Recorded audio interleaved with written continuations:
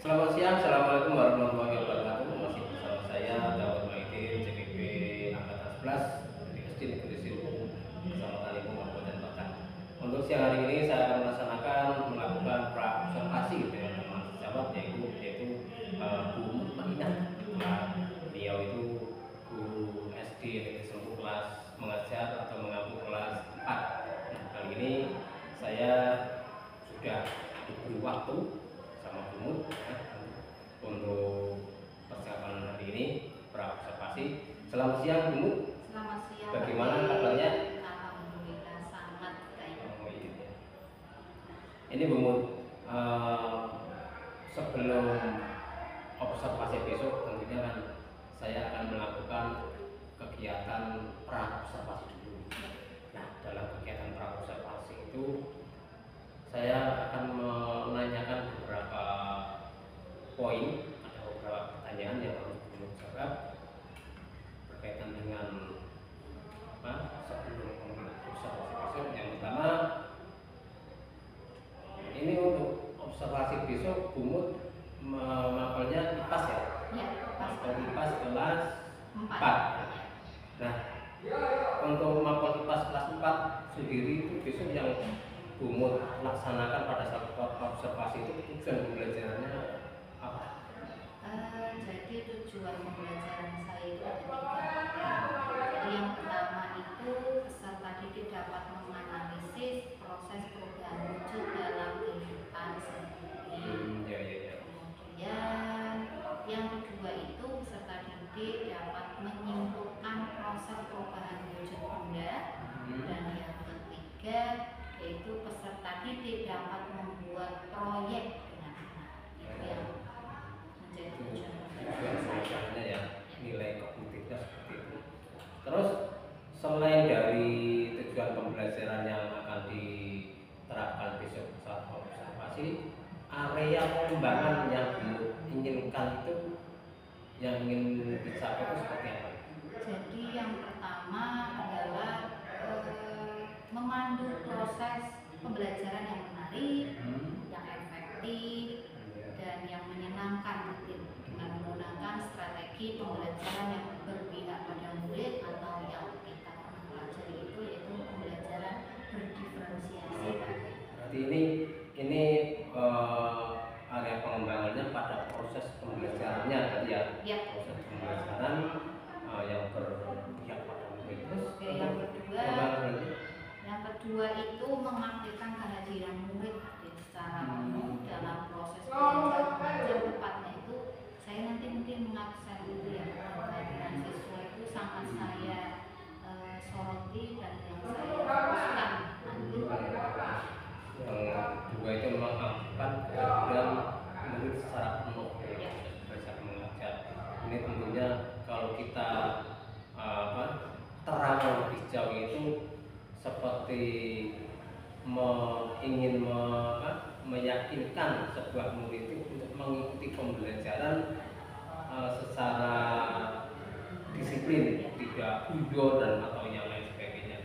Berarti seperti itu ya kira-kira. Nah, terus untuk strategi yang diterapkan nanti bagaimana? Jadi ada 3 Pak. Yang pertama itu ya yang pernah saya sampaikan, yang tadi saya sampaikan. Jadi pembelajaran berdiferensiasi, melakukan pembelajaran yang berdiferensiasi. Yang kedua adalah penerapan budaya positif dengan membuat kesepakatan kelas. Ya. Kemudian yang ketiga yaitu penerapan sosial emosional dalam pembelajaran dengan melakukan ice breaking, ya, supaya anak tidak bosan, dapat menghilangkan kebosanan dan keletihan.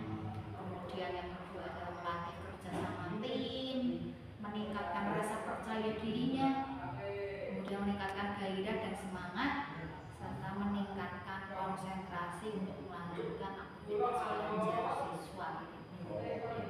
Tapi untuk strategi pembelajarannya pertama ingin melakukan pembelajaran berdiferensiasi. Nah, tentunya Bu Mut sudah mempunyai gambaran atau langkah-langkah seperti apa yang bisa dilakukan. Mulai dari pertama itu seperti apa kira-kira Bu Mut? Jadi pembelajaran berdiferensiasi itu kan pembelajaran yang berfokus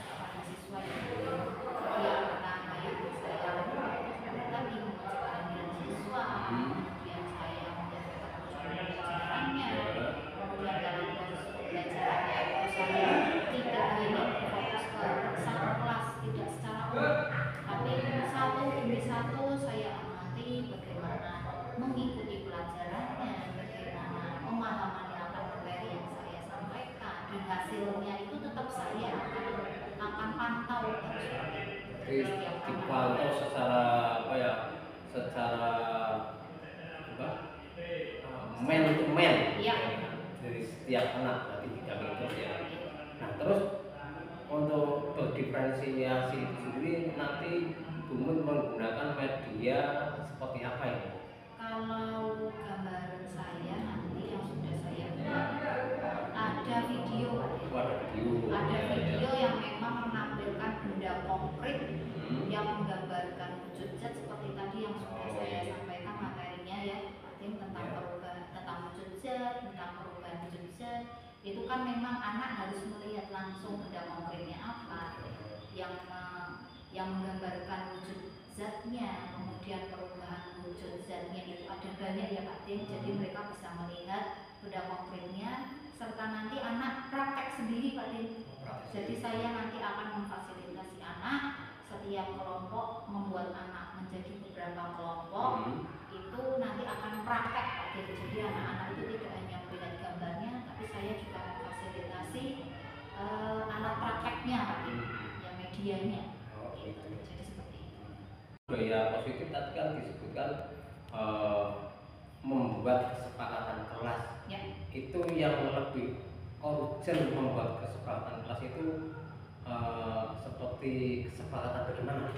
Ya, yang pertama itu mengenai kedisiplinan ya Pak. Jadi menurut saya sangat penting. Jadi anak jam 7 memang harus benar-benar masuk ke kelas, sudah hadir semua, tidak boleh telat. Kemudian membuat kesepakatan kelas dengan tidak guyon ya Pak Tim. Ketika saya menerangkan itu memang sangat penting. Kemudian alat tulis yang mereka bawa, kemudian perilaku mereka dalam kelas itu memang yang menjadi fokus saya dalam membuat kesepakatan kelas dengan anak. Jadi intinya kesepakatan kelas itu supaya tujuannya itu anak lebih fokus terhadap pembelajaran ya. Iya, dan melatih kedisiplinan Pak Tim, itu yang saya fokuskan. Terus yang ketiga tadi disebutkan penerapan sosial emosional dan pembelajaran itu Bumut mengambil ice breaking ya. Iya. Ice breaking yang Bumut mau laksanakan besok seperti apa? Kira-kira gambarannya? Yang sudah saya buat itu nanti gambaran saya nanti membuat permainan yang melatih apa namanya, konsentrasi siswa. Ya, permainan lucu-lucuan aja Pak Tim. Agar anak itu tidak bosan, tidak ngantuk. Itu memang tadi sudah saya buktikan sendiri, anak-anak ketika bermain tersebut itu langsung bersemangat lagi dan anak-anak tidak bosan. Semua tadi dari strategi, area pengembang dan tujuan itu sudah jawab dengan baik. Kira-kira ini kapan akan dilaksanakan? Kira-kira awal November ini Pak. Tepatnya hari Selasa tanggal 5 November 2024. Oke, terima kasih Bapak. Kiranya cukup saya cukupi untuk observasi ini. Semoga pada saat observasi besok berjalan dengan lancar sesuai dengan apa yang Bumut harapkan. Terima kasih.